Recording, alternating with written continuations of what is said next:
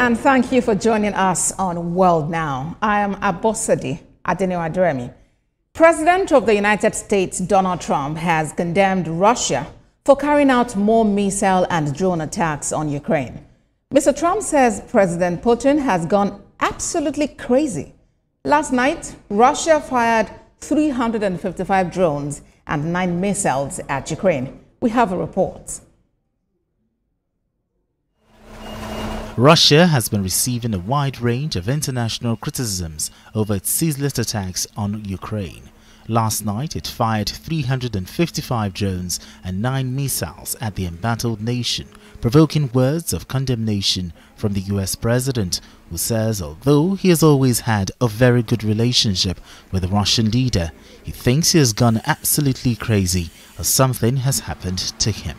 I'm not happy with what Putin's doing. He's killing a lot of people, and I don't know what the hell happened to Putin. I've known him a long time, always gotten along with him, but he's sending rockets into cities and killing people, and I don't like it at all. The Russian government says its action is retaliatory. It claims it intercepted 96 Ukrainian drones across 12 regions overnight, including 6 launched against Moscow's infrastructure. The Russian government spokesperson Dmitry Peskov says the assaults on Ukraine were targeted against military facilities and military hideouts. Mr. Peskov went on to affirm that the peace negotiation process initiated by the American government is a very important achievement for which Russia is very grateful. But he added that President Putin is the one saddled with taking the necessary decisions for the security of Russia. For more on the war, a geopolitical analyst, Bola Adediran, joins me from the United Kingdom. Good to have you join us, Dr. Adediran. One moment is as though the war is coming to an end. The next, you hear about drones and missiles flying around. What to take about the renewed onslaught and President Trump's outburst against his Russian counterpart? I think it's absolutely confusing at the moment to see the trajectory of the war. There are indications that there could be ceasefire agreement. Obviously, the United States has put the process into play. But at the same time, you're absolutely correct. We're seeing this kind of actions taken by both Russia and Ukraine, and at the same time, again, we are seeing release of hostages. More than 1,000 hostages on both sides have been exchanged over the weekend. So there are confusing signs at the moment. But what I think is very clear is that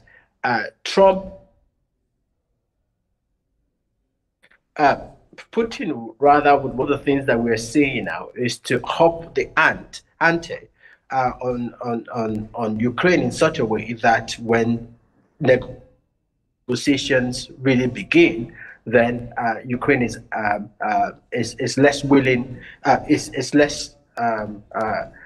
willing to hold onto certain positions. So it's almost like creating the environment for quicker negotiations from the Russian side. All right, and the Russian government actually says its action is retaliatory, claiming to have intercepted about 96 Ukrainian drones across 12 regions overnight. Can we really get these two countries to go beyond negotiations to actually end the war? I'm sorry, Ambassador. The network is really bad, so I'm not able to hear you very clearly. Could you repeat your question again, please? I'm talking about the position of Russia, which government says its action against Ukraine is actually retaliatory, as it claimed to have intercepted some Ukrainian drones across its regions.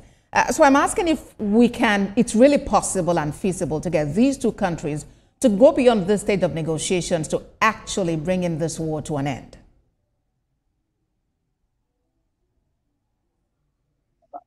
I don't think that any of these parties are innocent. Ukraine also has, Ukraine has been the one using drones in innovative ways in this war. In fact, there is a whole lot of knowledge that we can gain from how Ukraine has been able to sustain itself in this war through the UAVs.